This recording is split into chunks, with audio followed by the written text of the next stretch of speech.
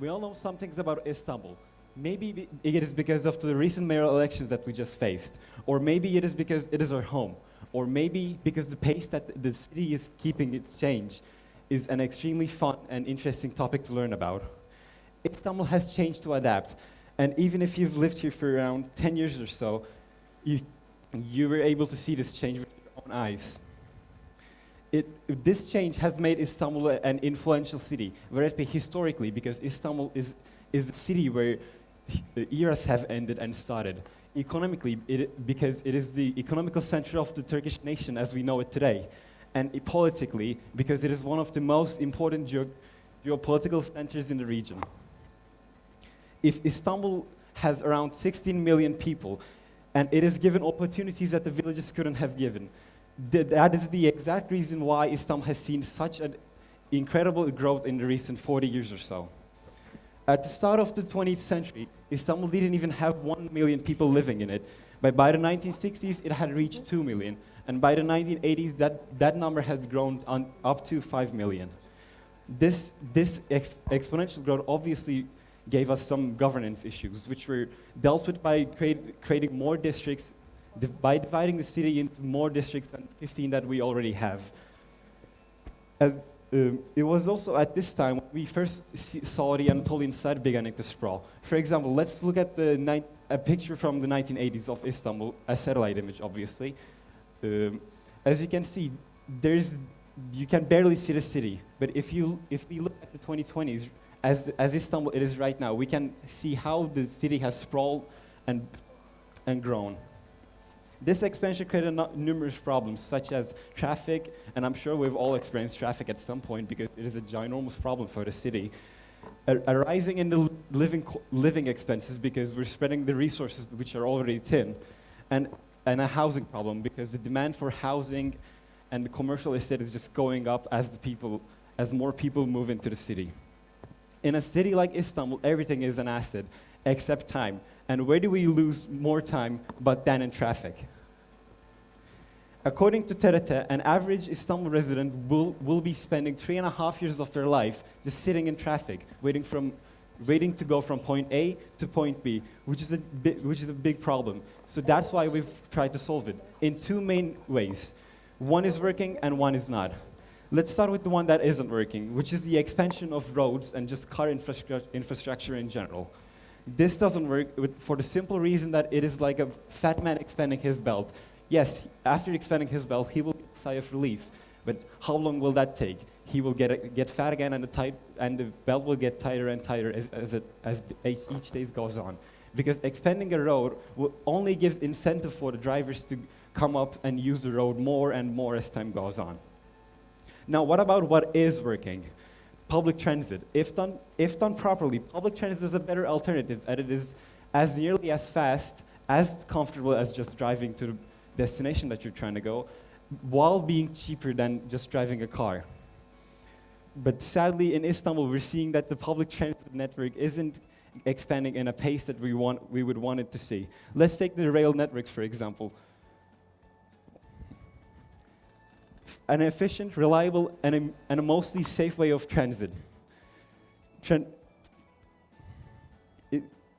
And let's compare the rail networks of Istanbul to other cities to see how much we've advanced. For example, Milan, a city of 1 million, 1/15 of Istanbul, has 100 kilometers of rail. If we're looking at the ratio of 100 kilometers per 1 million residents, which kind of makes sense, it's a ratio of 1:1. Paris, for example, a city of 2 million, has a ratio of 1.2:1 with a rail network of 210 kilometers. London, a city of 9 million, has 400 kilometers of rail, which is 70 more than the 330 we have today in Istanbul, despite the fact that London has around 7 million less residents than Istanbul. These stats show us how far behind Istanbul is to keep up with the demands of the growing population and their public transit needs, just transit needs in general. The strategy that has been tried, the one that I mentioned earlier about expanding the roads and whatnot, isn't working by itself. And again, I am not saying we should not be building roads like this, because obviously they're necessary to advance. But what we want as the audience and the people of Istanbul is a more balanced approach, because just building one won't cut it. And now let's move on to one of the second biggest problems: zoning and building and housing, etc. For example, Istanbul has been clearly changed subjected to growth and change. So now let's look at what it has done to keep up with these three most important demands. People obviously need residential, commercial, industrial. Residential because they need a place to stay. Commercial because they have basic needs that they need to buy. And industrial because everybody needs a job in today's day and age. And when these demands aren't met, people usually meet it themselves by building randomly throughout the city. And this random and unplanned growth leads to places like this. This overcrowding creates a whole number of issues, such as higher demand for limited basic resources, claustrophobic living environments, because you're trying to fit more people into the same area that you have, and reduced mental and physical health is as a result of this claustrophobic and living environment. We don't even have to go too back to see the effects of these issues. For example, think back to COVID. How many of you were stuck inside your home for months on end?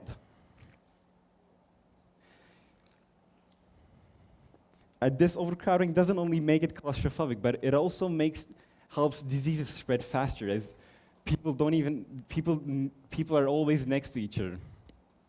These places are also often neglected, as there aren't enough resources to provide them with services as they keep growing and growing and growing. To deal with this overcrowding, the government has led some selected places, to be built up rapidly by companies and developers. For example, the most recent and blatant example is Fikirtepe. For example, as you can see, in a time less than 20 years, the change is phenomenal. We are trying to fix this issue, the overcrowding issue, by just throwing money at it and hoping as we build higher, the problem will solve itself. But this doesn't solve the root problem, because we're only adding more people to the same area. Additionally, these areas are extremely prone to earthquake damages, as these places aren't designed nor built up to resist earthquakes. So trying to fix the problem by just building upper, higher, and higher doesn't have any pros, but only cons. So as we can see, Istanbul has undergone incredible change in such short amounts of time, around 40 or 50 years. All that to say, change is an inevitable part of everything. It is normal for cities to change and for us to change. So the real question is, how do we ensure that the change is serving us? Thank you for listening.